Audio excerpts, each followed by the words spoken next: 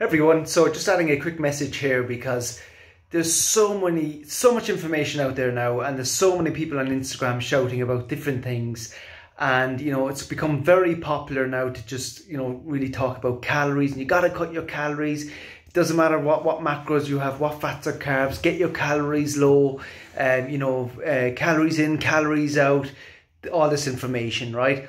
And while that can be very beneficial for 90% of the population, maybe even 95% of the population, it doesn't really work for a lot of our clients. And the reason for that is that, yes, calories play a very important role, right? But they've all tried to cut calories for decades. Lots of times, lots of different sorts of things. It might not be calories, it could be sins of points that you're cutting. It's still basically, they're just rephrasing calories. They're getting you to eat, trying to eat low fat, which means that really they're focused on getting the calorie count down. I think it's a lot easier to cut your sugars. So cut sugars, cut carbs. So I prefer to be in that low carb kind of box there. So I use with clients low carbs, and I also use low fats. But I think it's going to be much better for the majority of these type of women, which are in their 40s and 50s, to focus on the carbs. Because what happens when you start cutting out the sugars, and this is all the sugars now in breads and pastas and rice and cereals, and even things like oats, by the way, which a bowl of Weetabix as well, and porridge contains about 5 spoons of sugars within the grain, within the oats, within the wheat and the Weetabix. So when you focus on cutting those foods out, you're replacing them with fats and proteins, which keep you really full. Eggs and bacon for breakfast, things like that. They keep you full for a lot longer. Also, when you do it for a couple of weeks, and there's a process to it, I have other videos on that. You can't just go cut them all out after listening to this. There's specific processes. But basically, when you work on cutting them out, you don't have cravings anymore. We hear it every week, every day, people mentioning, I can't believe it, my cravings are gone, because that need for sugar is gone. If you're the person who's constantly cutting fats, it means obviously you're eating high sugar. You can't cut low sugar, you can't go low sugar and low fat. We use it with people, but we've got them through different stages. You can't just go do that, you'll feel pretty unwell.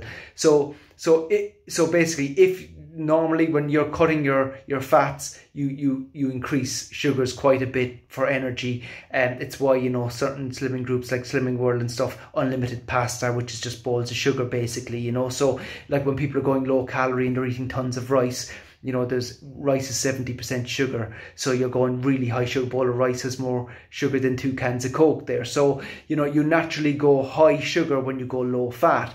The problem with that is that you never get through cravings for sweet stuff and sugar. You're constantly tempted, and now look, everyone's going to love it when they walk past nice smell of chocolate, the smell of freshly baked cakes and things like that. Who doesn't love that? But if you're constantly eating high sugar foods, you're going to have far more cravings there. And if you continue and do manage to stick with the low fat for months on end, possibly year or more on end, to lose the weight, it's a really hard thing to do, because you're not as full with sugars as you are with fats and carbs. So you're always trying to stay full, but you're also watching your calories. So it's kind of a more hunger approach to fat loss. But even if you do manage to get there, firstly, well done. But secondly, you now are still really craving sugars. So you're going into maintenance, you're slim, hopefully. Lots of times people will plateau though when they go the low fat route. Before they get to slim, they're kind of stuck with a stone to go for months and months on end.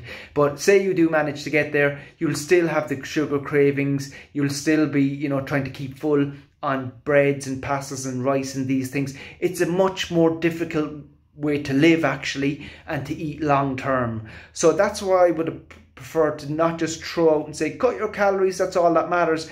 There's more science than that behind it. Our bodies run a bit differently. We metabolize obviously fats and carbs and proteins so different.